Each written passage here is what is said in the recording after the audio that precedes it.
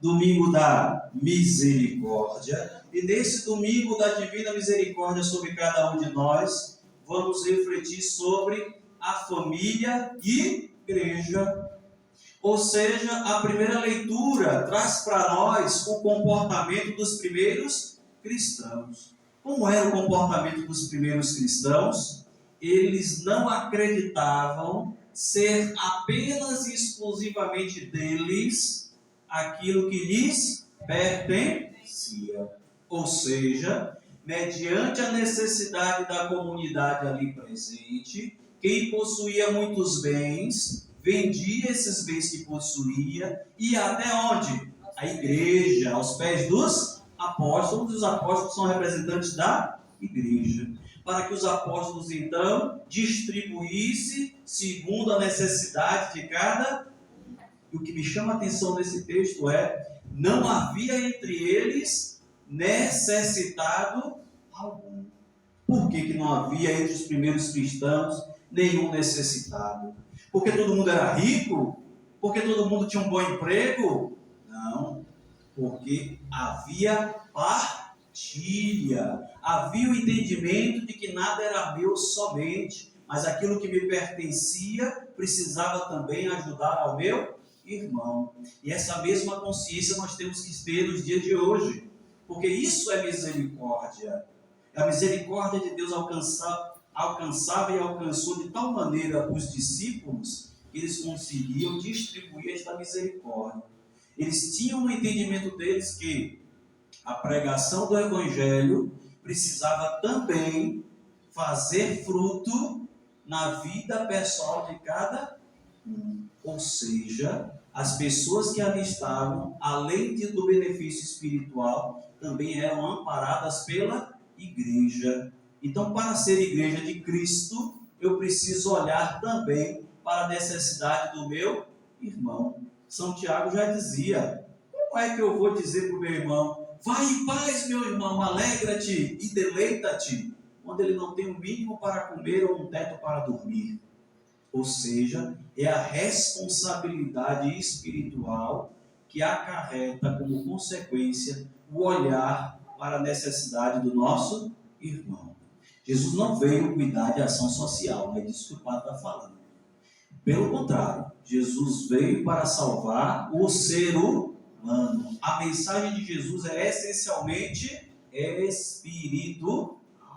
E ainda assim, a consequência dessa mensagem espiritual é: eu não posso ver o meu irmão com uma necessidade e não ajudá-lo. Por isso que esse domingo da misericórdia já começa com a primeira leitura, nos mostrando que quando nós vamos ao encontro de Jesus no templo, como estamos fazendo aqui, nós somos família também. Não é somente cada um sai de sua casa, vem para a missa, comunga e vai cuidar do seu próprio interesse quando chegar em casa. Não. Nós nos reunimos para além disso. Congregar significa conhecer o seu irmão, conhecer as fraquezas do seu irmão, as necessidades do seu irmão e tentar ajudar naquilo que é possível.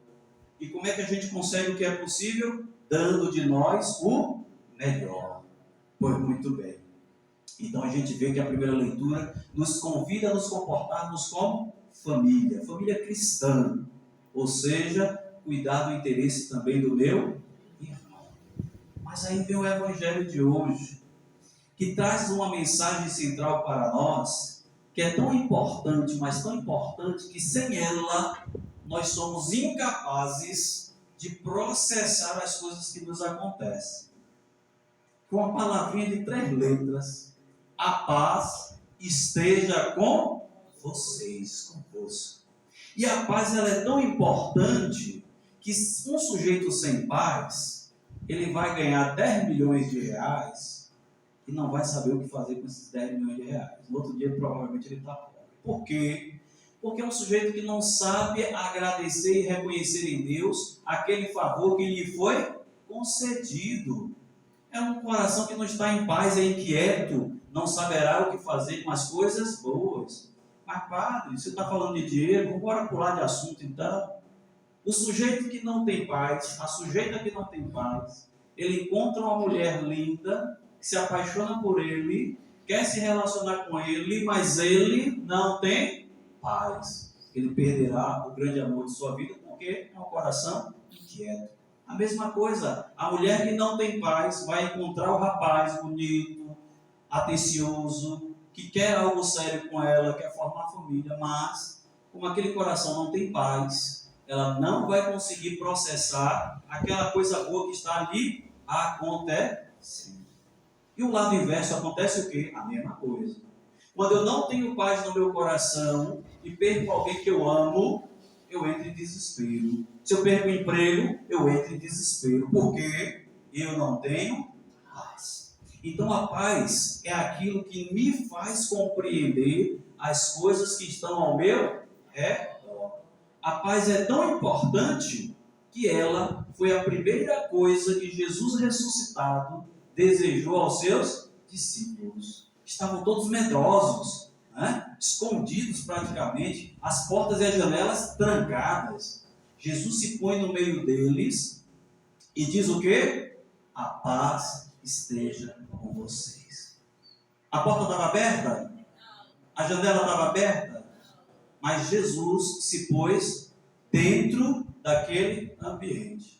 Assim como Jesus foi posto dentro do ventre de Maria. Assim como Jesus foi posto fora do ventre de Maria. Porque tudo é extraordinário em Jesus. Aí alguns vão dizer, mas quando Maria pariu, perdeu a virgindade, poxa, se foi extraordinário colocar para dentro, por que ia ser ordinário colocar para fora? Vocês estão entendendo? Então, tudo a respeito de Jesus é extraordinário.